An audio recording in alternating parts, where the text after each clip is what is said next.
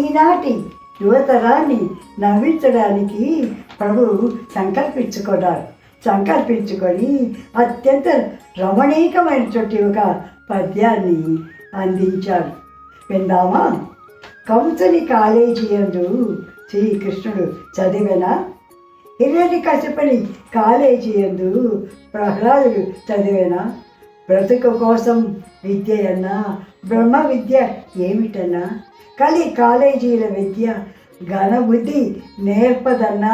కంసుని కాలేజీ యందు శ్రీకృష్ణుడు చదివెన, హిరణ్యకశిపుని కాలేజీ యందు ప్రహ్లాదుడు చదివెన, బ్రతుకు కోసం విద్య అన్న, బ్రహ్మ విద్య ఏమిటన్నా, కలి కాలేజీలో విద్య ఘనబుద్ధి నేర్పదన్నా అని ప్రభువు సెలవిస్తుంటే నా సభ యువకులు యొక్క నవ్వులు ఆ చప్పట్లతో ఆనందంతో తుఫానులా చెరగిపోయింది.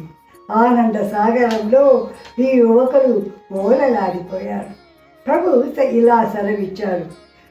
కంసుని కాలేజీలో కృష్ణుడు, హిరణ్యకశిపుని కాలేజీలో ప్రహ్లాదు చదివారా?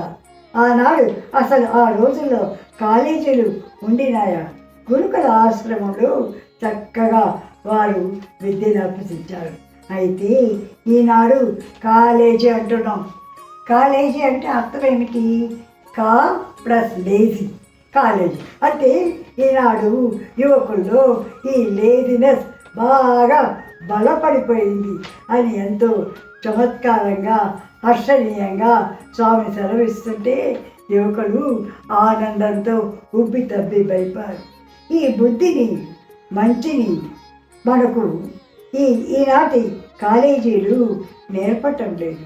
ఎందుకంటే ఈనాటి చదువులు బ్రతుకు కోసమే తప్పితే మంచి కోసం ఎవరు కృషి జరపటం లేదు. కాబట్టి ప్రభువు చెప్పినట్టుగా మనం వారి యొక్క బోధనలను, వారి యొక్క పద్యాలైనటువంటి అనంతమైనటువంటి ఆధ్యాత్మిక తత్వాన్ని వినటమే కాకుండా ఆచరించటం ఎంతైనా ముఖ్యమని ప్రభు పదే పదే సెలవిస్తూనే ఉన్నారు. చక్కని నీతి పాఠములు మన యొక్క ప్రభు యొక్క పద్యములు పారమార్థికంగాను